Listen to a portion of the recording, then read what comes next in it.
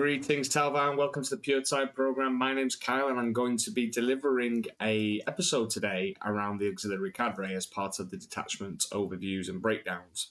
Now, this detachment was gifted to us as part of the Grotmus series given by GW, and it's had a bit of a mixed review.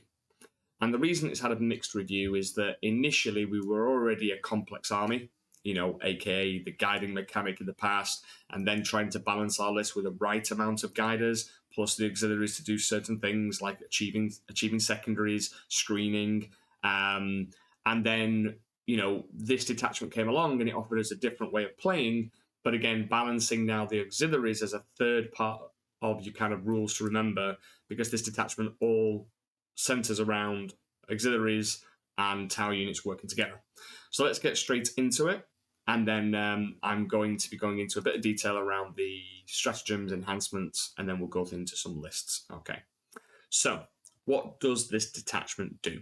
Well, this detachment is around two things.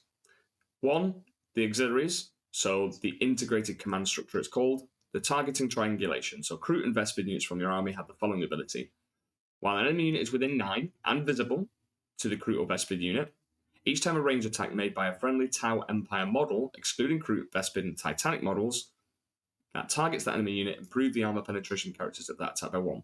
Really good for some of our breakpoints. Makes breaches go from AP1 to AP2.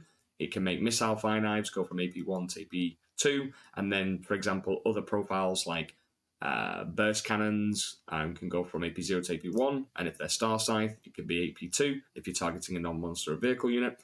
So the reason I've chosen those is just to highlight how this detachment can push up some of our efficiencies to that nice little breakpoint. And AP2 is a really good breakpoint, especially with 2-up saves, especially if it's combined with 2-up saves and 4-up invuns. So it's really nice.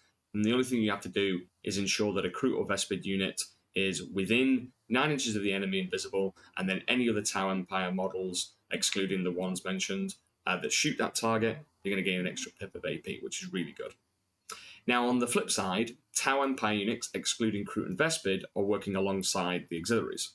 And what this does is it grants localized stealth projectors. Now, this is an aura, so while a friendly Crute or Vespid unit is wholly within 6 and visible to this unit, that Crute or Vespid unit can only be selected as a target of a ranged attack if the attacking model is within 18. So it's giving you lone up 18 as long as you're visible and wholly within 6 of your friendly Tau Empire units. So they're working together. You gain lone up 18 for your auxiliaries, and then the Tau units gain extra AP from targeting things that are close to auxiliaries. So it's a nice little everybody works together and benefits. And this really helps with a couple of flaws that Tau have in their design.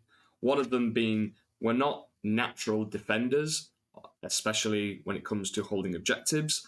We favour the kind of shoot and scoot or the firing lanes on the flanks and going in for alpha strikes and then retreating away. We're not known for our prowess just to kind of sit on an objective and go, this is ours. So this lone up 18 really helps with that because it forces your opponent into unoptimal engagements. And what I mean by that is if they want to come and remove something that's on a primary to get within 18 of your lone opt auxiliaries, they're going to suffer severely when it comes to your turn because they're going to be out of position and you're going to get busy blasting. So, and on the flip side, the extra AP and stuff is going to make your Tau units hit even harder. So in terms of the enhancements, I did review this detachment as part of the Grotmus series, but in short, you've got one that is going to be used all the time. It's the Admired Leader. And this is really good because it's a Tau Empire model only, excluding Crute models. In your command phase, you can select one Crute or Vespid unit within 12 of the bearer. If you do, until the start of your next command phase, improve the leadership characteristic models in that unit by 1. And while such a unit is not battle shocked, add 1 to the objective control of models in the unit. So you can make your Crute OC3, you could make your Vespid OC2, and we're going to get on to how you can use this to deny primary, because I've written down a SWOT analysis of the auxiliary, which I'll get into after I've gone through the stratagems. So, stratagems. Now, it's probably fair to say right now that this detachment is quite CP hungry, and you'll see why in a second. So, the first stratagem, experimental modifications. You're shooting or the fight phase. One Crute or Vespid unit that has not been selected to shoot or fight until the end of the phase, improved armor penetrating characteristic weapons equipped by models in the unit by 1. Now, you're not really using this for the shooting, if I'm honest.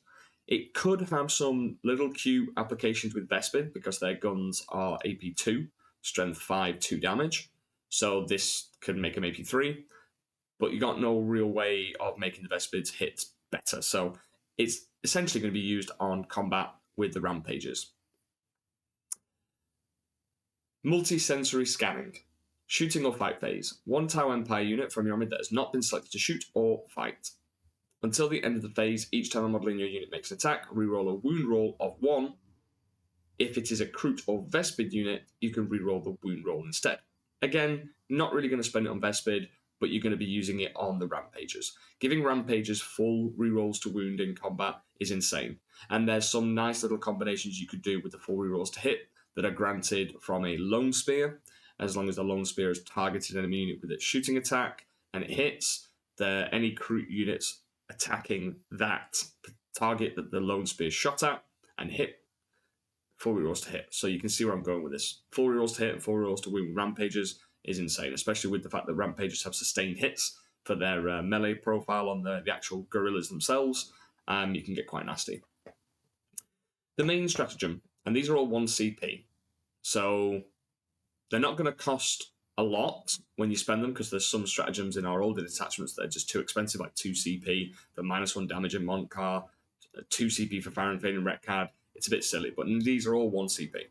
Interlocking maneuvers is going to be the bread and butter of this detachment. And the reason for this is it helps with primary play and actually getting around, I suppose, the lack of speed. So end of the fight phase. 1 Tau Empire unit from your army that is eligible to fight this phase. If your unit is not within engagement range of 1 or more enemy units, it can make a normal move of up to 6 inches. Otherwise, your unit can make a fallback move. It cannot embark within a transport at the end of its move if it disembarked from a transport this turn. So you've got 2 ways of looking at this. If you've basically wiped out a unit, so therefore you're not going to be falling back because there's nothing in engagement range, you can make a normal move of 6 inches. Or up to 6 inches. If you're still in combat, you can then make a normal move. So it'll be a fallback move. And the difference is here, take Rampages, for example. They've got movement 7. If you kill a unit, you can only make a normal move up to 6 inches stated on the stratagem. But if you're still in engagement range, you can make a fallback move, and your move is 7 inches. So you can fall back 7 inches rather than doing the 6. And there are other units that are obviously faster. Think about Devilfishes, movement 12, Hammerheads, movement 10, Sunforge, movement 10, potentially movement 12 if you've got a Cold Star attached. So this can be used offensively for you in terms of, right, I'm just going to charge. No, I'm not going to do any damage, but I'm just going to basically charge you at the end of the fight phase, move 12. So it's like a pseudo fire and fade. Or if somebody tags you because they want to, like, oh, your Sunforge can't fall back and shoot, right? No, they can't. But then you can use this stratagem to go, well, you've engaged me now, so end of the fight phase, I'm going to make a normal move of 12 inches. All right?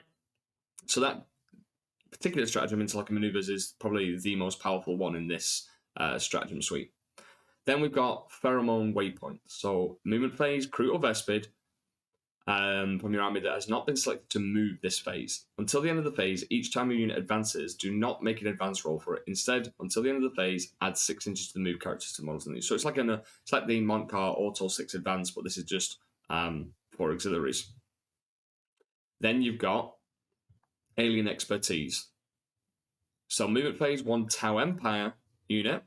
Until the end of the turn, your unit's eligible to shoot in a turn which it advances. So it's giving you mini Montcar. But then if it is a Crute or Vespid unit, your unit is eligible to declare a charge in a turn which it advanced. So what you can do is that you could, for example, move a Vespid unit 12, roll an advance, and then go, okay, I might want to charge this tank that's not going to damage me, or same with your Rampages. So you can just have advance and charge, which is really good for Vespid because they're moving 12, and average advances are 3. If you have the CP, you might want to auto-advance it, so they're moving 18, and then they can still declare a charge, and at the end of the fight phase, you could then make a normal move at 12. So a Vespid unit could go 18 inches, make an average charge of, say, 7, so that's 25, and then make a normal move of 12, so you're looking at 37 inches in a single turn. Quite sneaky. And then combined with the admired leader, these Vespid could be OC2, and then they could be on the opponent's home field still in their primary. So you'll understand a little bit about the SWOT analysis when I go through it. Then finally, we've got a stratagem to help our Tau units out. So your shooting phase, 1 Tau Empire unit from your army, excluding crew and Vespid units, that has not been selected to shoot this phase. Until the end of the phase, add 1 to the strength characteristics of ranged weapons equipped by models in your unit. So that's just flat. Okay, so +1 to the strength. But if your unit is wholly within 9 inches of 1 or more crew or Vespid stingwings, add 2 to the strength of ranged weapons equipped by models in your unit instead. So have a Tau unit wholly within 9, your auxiliaries, which you're going to want to do anyway because of the way that this detachment works. You could gain +2 strength. That is huge. Think about some of the units. Sunforge, strength 9. Big Knights at the moment, T11. All right, well, I can make my Sunforge strength 11. Brilliant. I'm winning on 4s on a Big Knight now, and I'm re-rolling damage and wounds against monsters or vehicles. Iron Hammerhead, strength 8. Really annoying that I can't deal with T10 or T9 vehicles. Mini Knights, T9. Most vehicles are T10. Well, now my Iron Hammerhead's going up to strength 10. Missiles, strength 7, can go to strength 9. So that's wounding like low-level transports at T9, like rhinos and whatnot. Plasmas, strength 8, can go to strength 10, AP3, flat 3 damage. Suddenly they're wounding vehicles on 4s or potentially wounding a rhino on 3s. And these are just a few. You could have your missile broadsides going from 7 to 9. You could have your missiles on the missile drones go from 7 to 9. And then rails from strength 12 to 14. Not that you'd need that, but there are some instances where something's like Roticus or a Great Unclean One is T12. Well, I'm winning on 4s, but if I spend the stratagem, I'll be winning you on 3s, which is quite a big breakpoint. And it's only 1 CP. So these stratagems are going to be, you're going to want to use them all the time. So CP management is definitely going to be crucial to the operations of this detachment. So looking at my SWOT analysis, the strengths are Lone Up 18, really powerful, allows you to hold primary a bit better and also do secondaries without just getting picked up from long range or indirect. Amazing strats as we've gone through, so there's some really nice combinations you can do to allow our rampages to actually deliver their gorilla fists, and also really good stratagems to interact with the primaries and the board state through interlocking maneuvers, where people aren't going to be used to the fact that Tau could do this. They're used to obviously tagging you and slowing you down, but this doesn't work. So you've almost got like a pseudo fire and fade that can get you out of a bit of a jam. AP bonus, I've already gone through that, because obviously increasing the AP on certain profiles helps with efficiency. And then you've got a final thing, one of the strengths is primary denial. We have got ways of just yeeting up the board and always getting to your opponent's expansion objective. And if they disrespect you, they can find themselves suddenly achieving 5 or 0 primary in a turn. And that is huge because most people will be denying you to 5s. So being able to do it back with ease is definitely one of our strengths in this detachment. So the weakness, as we've now got an element of combat that has to be respected, because the rampages can suddenly be 6-2-2 with full rerolls to wound. These are obviously the extra AP strat, and then following that, they've also got the full rerolls to wound. Can be really potent with sustain hits in combat, lance on the guys on top, so it's pretty scary. So the weaknesses are fight first. So you've now got to ask your opponent, do you have any fights first abilities? Yeah, through stratagems or through characters.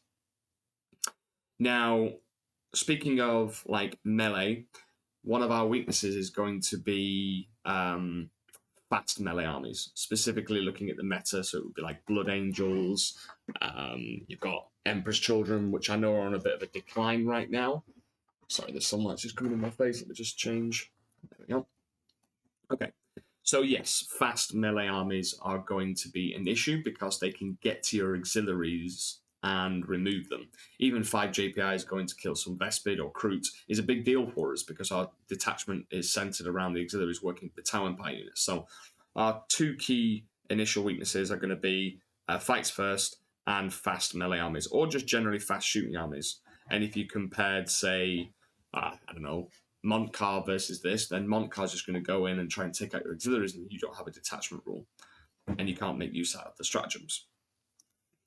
Overwatch is probably another one in terms of a weakness, so things with lots of flamers, and I see a lot of people like running Kroot Hounds in the auxiliary detachment, but if you put out a Kroot Hound unit, they might overwatch you, and then you're just gone, and then you have to submit another auxiliary unit if you want to pull off the extra AP.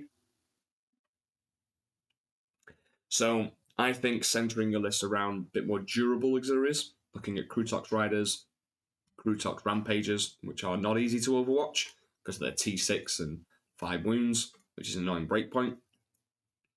And then it is reliant on having the auxiliary units alive. So a lot of the other weaknesses that I've just mentioned, like fights first, fast armies, fast combat armies, fast shooting armies, overwatches, are going to put pressure on how you use your auxiliaries. And then finally, CP hungry. So you need to have either extreme control over how you use your stratagems, what's important, when, where, and why. And there are ways that you can help yourself out by taking an ethereal, but that's not always guaranteed. And then you've got Shadow Sword on a 5+ in an aura of 6 inches, and then Farsight being able to use a stratagem for free. The key units that I want you to think about including in your lists are the following. Rampagers, which is obvious.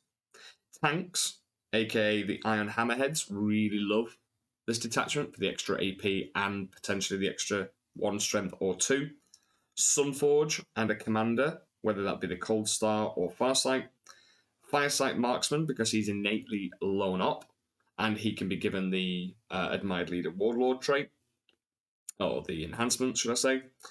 And he's a guider, and he will help to grant the localized stealth field. And Vespid. So these are the kind of like auto takes for me.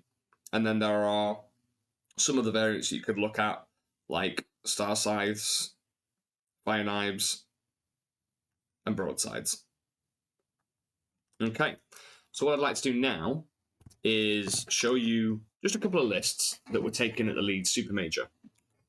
And like I mentioned, the lists that were taken were run by very well-known Tau players, Jack Downing from Vanguard Tactics, and Will B, who was part of the Puretide program, and also represents Try Hard Wargaming.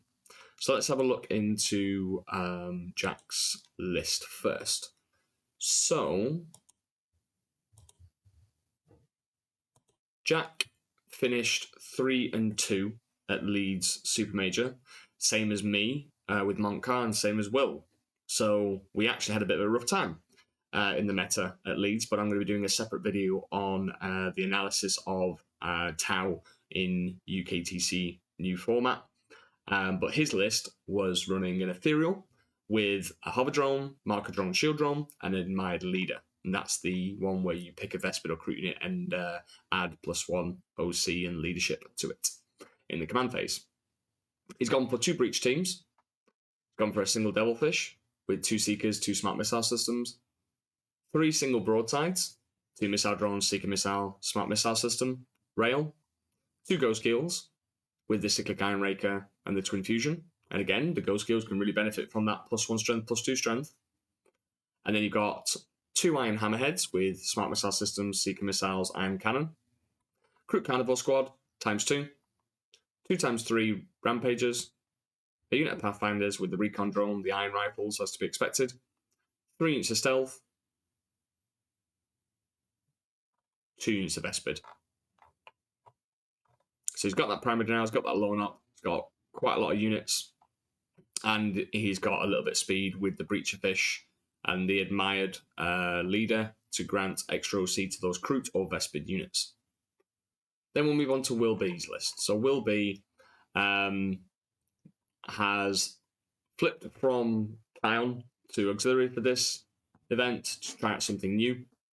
And like Will, I wasn't really enjoying how Kion would potentially operate on UKTC new maps. It's a little bit rough unless you're fast. You're not going to get into those firing lanes. So I respect that he tried something new. An auxiliary cadre. So what has he taken? So Wills took Commander Shadowsun. Again, a way of generating CP on a 5+, and there's going to be lots of instances where it's spending CP. She's also a lone op, so she can provide that localized stealth field to other auxiliaries around her. And on top of that, her fusions can get quite nasty with +1 strength or +2 strength. And then you've got the Firesight Marksman with the Admired Leader. So again, a lone op character who can guide and not get kind of interacted with, and then also provide that localized stealth field to local auxiliaries around him. Then you've got the Lone Spear with the Fanatical Convert, which is the ability to guide. Yes, the Lone Spear does not have the mark-like keyword, but for some guns it might not matter. And then obviously he's gone with the Javelin to throw D6 Strength 10 Blast, AP2 2 damage at something, and then that'll proc the full rerolls to hit for his Rampages. And he's gone for a single unit of Recruit Carnivores, a unit of Pathfinder team with a Recon Drone, 2 units of Stealth teams, 3 units of 5 Vespid, 2 units of 6 Rampages, a unit of 3 Rampages, 3 Crutox Riders, a single Crutox Rider, 2 units of Crute Hounds, 3 Iron Hammerheads with the Seekers and the Accelerated Burst Cannons. Sorry, my apologies. 2 Iron Hammerheads with Seekers, Accelerated Burst Cannons, and 2 Sky Rays. So obviously designing this list around tackling the thick meta right now. Death Guard, Knights, Chaos Knights. So I can see why he's got those double down on, like the 2 Iron Hammerheads and the 2 Sky Rays. And then it's just Gorillas and scoring, and yeah. So in terms of the lists that I've created, let's get straight into it. So let me get the screen up on the recording now. Just give me 1 minute.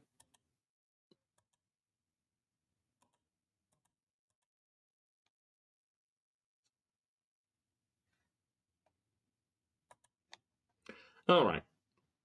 So my take on this, I wanted to do a balanced list first.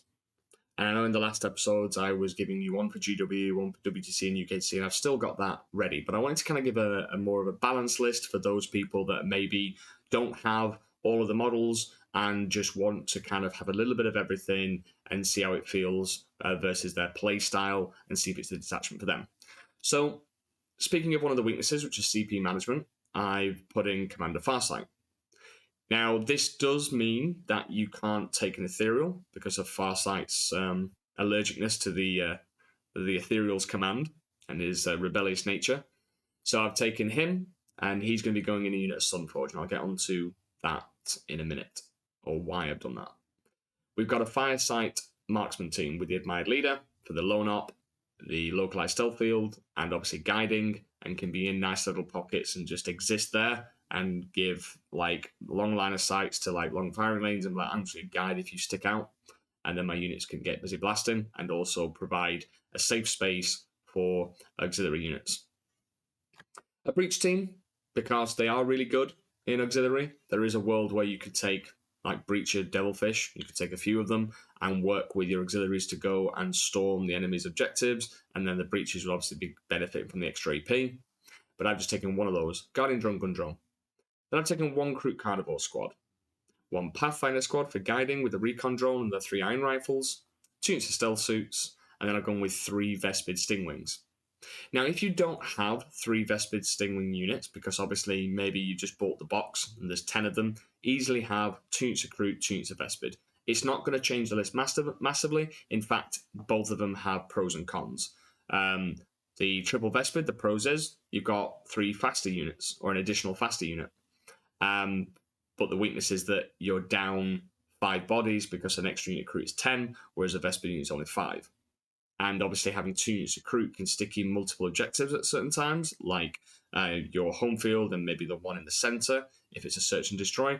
And then if it's a tipping point, you could do that, and then also your expansion as well. So there is pros and cons to having 3 Vespid or 2 and 2. So if you don't have 15 Vespid, no problem.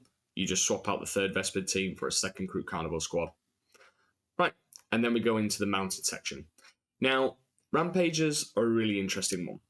You can take units of 6, and obviously they hit like an absolute truck with the fact that they do the mortals on the charge and the charge phase, and then they've got, 4 attacks each with sustained, and then the guys on top. But they can be quite hard to maneuver in a 6-man. So I find that in my practice games, I've actually made do with 3 units of 3. They're not there to go in and absolutely rinse something, but they are there as an additional support. So I could shoot something down to a half strength, and then the Rampagers can go in and finish it off. And they're there to then obviously help with heroic intervention, mess with kind of primaries, use interlocking maneuvers. And I've got other lists that have maybe a single unit of 6. And you can try out on this list. You could go 1 unit of 6 and 1 unit of 3, or you could go with 3 units of 3. So I like the 3 units of 3. I found that they're pretty good, but obviously there are applications for a unit of 6. Then we move on to the vehicle section. Now I've gone with a Crisis Sunforge team with Farsight, and I've got a few videos over in my content library for these paid subscriptions that talk about how you can use this to maximum efficiency. But if you just think about Farsight's ability and then the stratagems that we can do, well, you could get +2 strength to Sunforge, making them strength 11, so you're winning big knights on 4s. And if you happen to be within 9 inches, you're going to get +1 to wound. So again, that's pretty good. Winning big knights on 3s with a Sunforge team that are re-rolling all wounds and damage, yes, absolutely. And the fact that he has an ability to reduce the cost of a stratagem by 1, all of these stratagems are 1 CP. So it gives you a little bit back, because obviously you're going to be wanting to spend a lot of CP everywhere. And there are some clever tricks you can do with rapid ingress, heroic intervention, interlocking maneuvers. And just think, my question to you is, how far could this unit go in theory? And think about it. If you were going second, an opponent was charging you, put in the comments below how far you think Farsight's unit could go in a heroic intervention, then including piling and consolidation, then potentially the use of interlocking maneuvers, and then moving, and so on and so forth. So have a think. It is pretty far. That's the hint.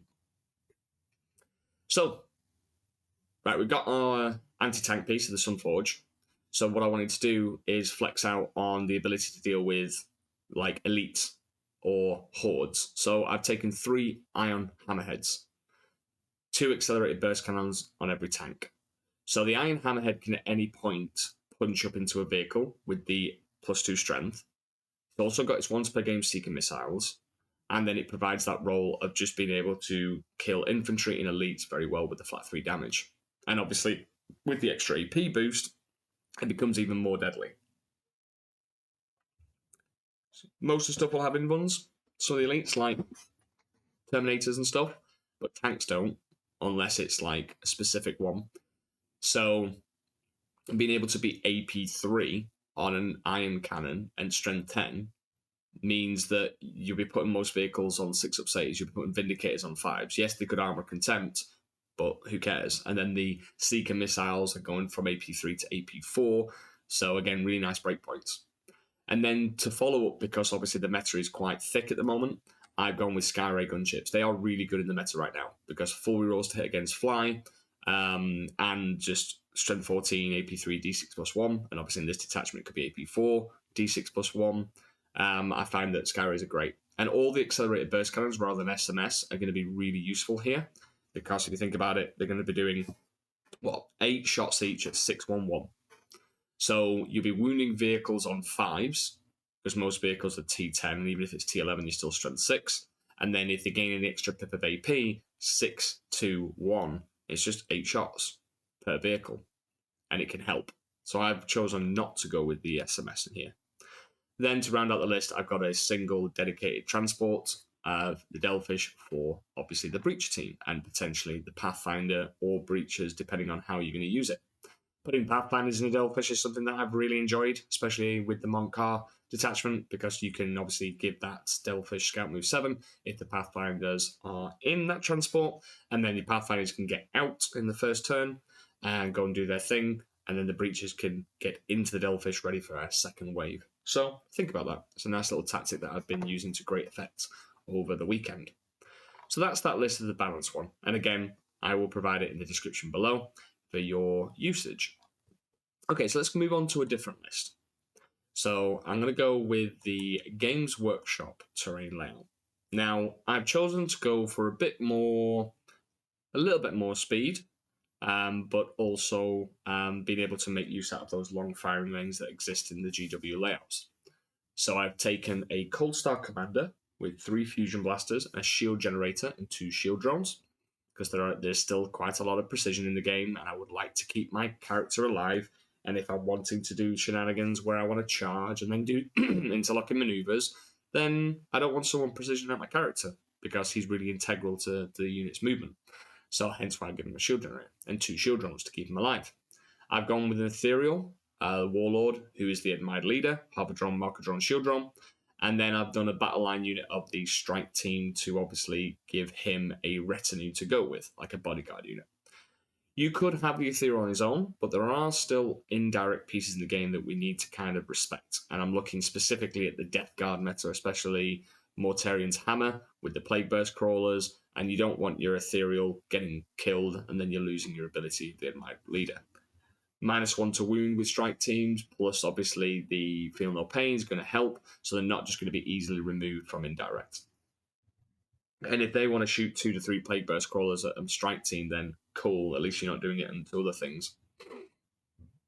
Then I've gone with a Kroot Carnival squad, 2 units of Pathfinders this time, both with the Recon Drone, because I do like Infiltration, it's going to help you, and then Infiltrate plus Scout is a really powerful combo. 2 units of Stealth, 3 units of Vespid. And again, same thing as before, you could swap out a 3rd Vespid to a 2nd Kroot, your choice. 3 units of 3 Rampages, and then I've gone with 2 single broadsides, with the Missile Drones, the Heavy Rail Rifle, the Seeker, and the Weapon Support System. A Sunforge team to go with obviously my Cold Star, and then I've got 3 Iron Hammerheads with the Seekers, the Accelerated Burst Cannon. I've actually put a Scourer in as well, so there's plenty of thickness to this list. I've got 1, 2, 3, 4 dedicated anti-tank pieces, and I've got 3 elite and horde killing units, with the addition of being able to make a Hammerhead into an anti-tank piece because you can push up the strength. And on top of that, they all have the once per game 2 Seeker missiles. Now, I've not got a Breach team, but I've got the speed of the Vespids to go, right, I would like you boys to go 12, advance, and go on to the objective that they're trying to hold. And I'm going to give you the extra OC. So you could put 5 Vespid on the opponent's expansion, and if they've only got 5 models on there, and they happen to be OC2 each, assuming they don't overwatch you, you're going to go, right, contested. So I've denied you 5 primary points for the 65-point Vespid unit. Rinse, repeat, rinse, repeat, rinse, and repeat. Or if I wanted to get a bit clever, I could go, okay, I'm denying you anyway, and then this Vespid unit is going to go 18, charge something, then interlocking maneuvers and go into your home field. Now, obviously, Vespid aren't known for, surviving combat, but if you're charging into, say, a Rhino or something that's not going to kill you in combat, then you can basically pinball off that unit and then make a normal move of 12 and go into their home field. So you could actually deny an opponent to 0 rather than 5. Most people will be holding on to their objective and their home field, but this way you can go, actually, I'm going to remove your expansion and also remove your home field. And that can be game-breaking. So you can do this on demand. I would encourage you to think about when you want to do it, because not secret missions, but challenger cards are a thing. And if you put the opponent too far behind, they're going to get these challenger cards, and obviously it does add up over the course of the game. So this list is more centered around open battlefields, got lots of tanks and long firings to make use out of, hence why I've designed this around the GW terrain. And again, I'll provide the list below in the description. Then finally, we're going to have the UKTC and WTC variant. So in this list, I've obviously focused a little bit more on speed, because these two terrain formats now are a little bit denser than we used to, but still UKTC has some interesting firing lanes on the flanks which you can make use out of. So hence why I've taken a Cold Star with the same loadout as before, with the 3 fusion blasters, shield generator, 2 shield drones, and I've still taken Farsight as well for that CP management and also the ability to rapid ingress for free next to stealth suits, then use a stratagem for free, and it just helps me with my CP management, like I said. I'm going to have Crew Carnival Squad, 1 Pathfinder team, 3 stealth. The reason I went 3 stealth was for points, otherwise I would have definitely tried to fit in a second Pathfinder team, but it just didn't work out the way I wanted. I got 3 Vespid, same as before. You can swap one out for a second Crew team. It's not going to harm you too much, but I do like having the triple Vespid. Triple Rampagers, 3, 3, 3. And then you've got 2 Sunforge teams. So 1 with the Cold Star, 1 with Farsight, 2 Iron Hammerheads for that anti-elite and helping with the infantry clearing. And then I've also got 2 Skyrays as well.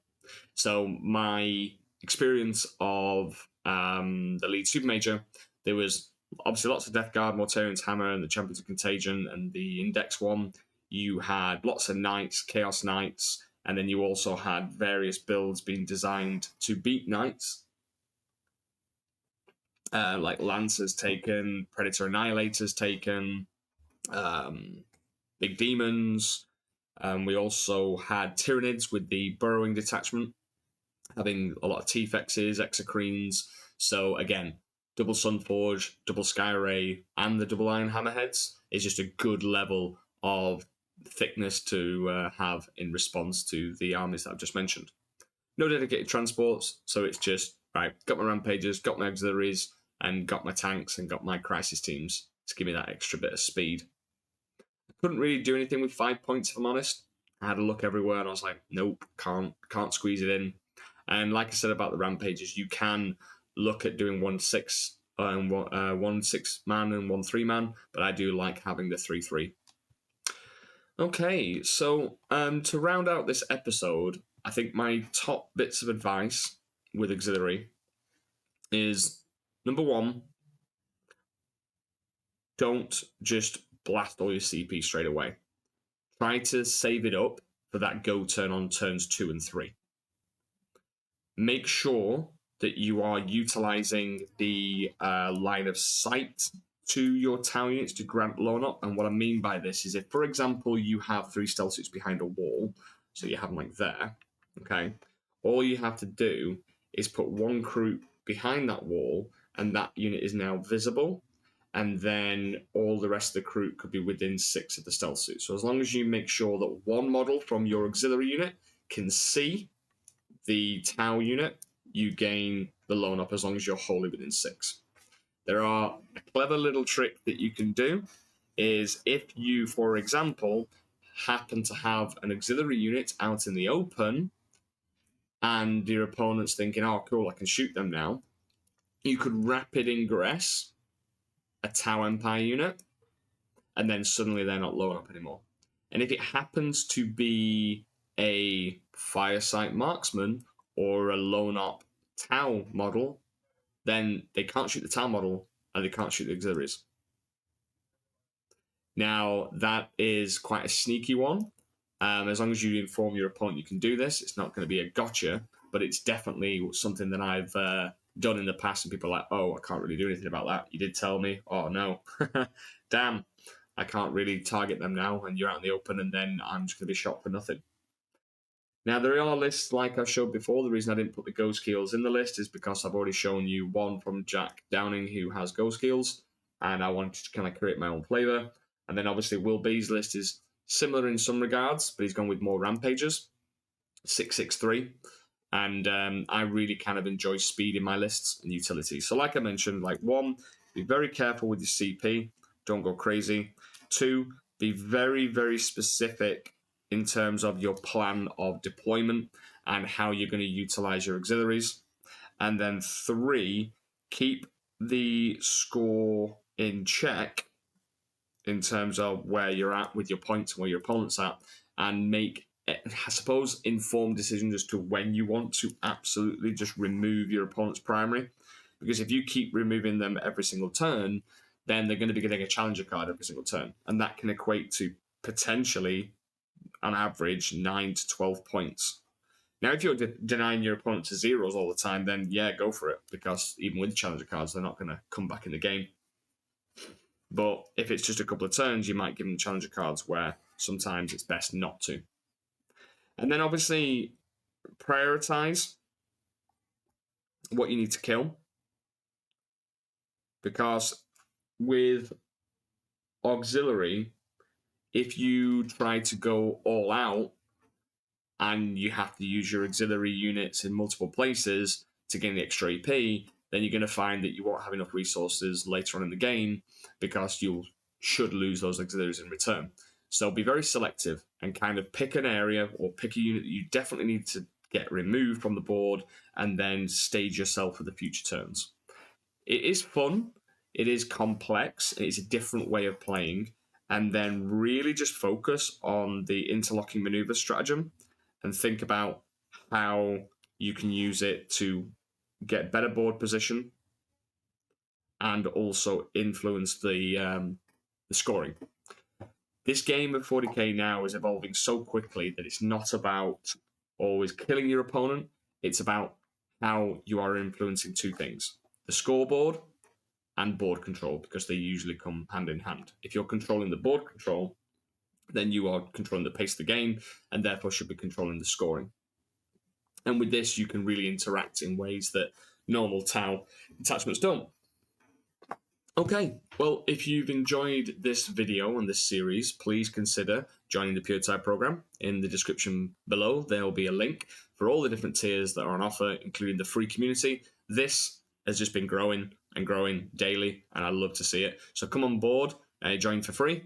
And then if you want to up your game to whatever level that you feel that you're comfortable at this stage, you've got Pathfinder for entry level, Shaspray for mid, and then obviously Chastel for the high tier. All comes with different benefits, which you can see in the description below. And I'd love to obviously welcome you on board at whatever level you choose.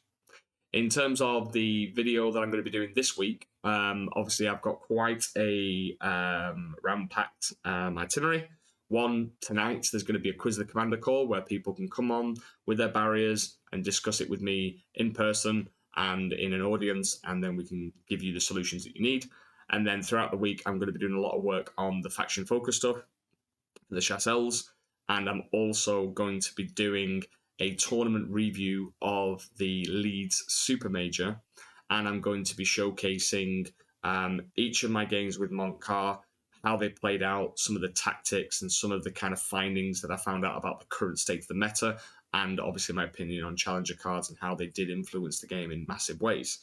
So there's plenty of content coming, and the Puretide program is growing and growing, and it's thanks to you for all your support. The YouTube channel's now hit 6,000 followers, and plenty of engagement and plenty of positivity and comments that I love reading. I know there's a lot of them, but I do get around to looking at it, so I just like to thank you from the bottom of my heart. And I wish you a fantastic week, and I will be speaking to you all soon. So take care and enjoy the rest of your week.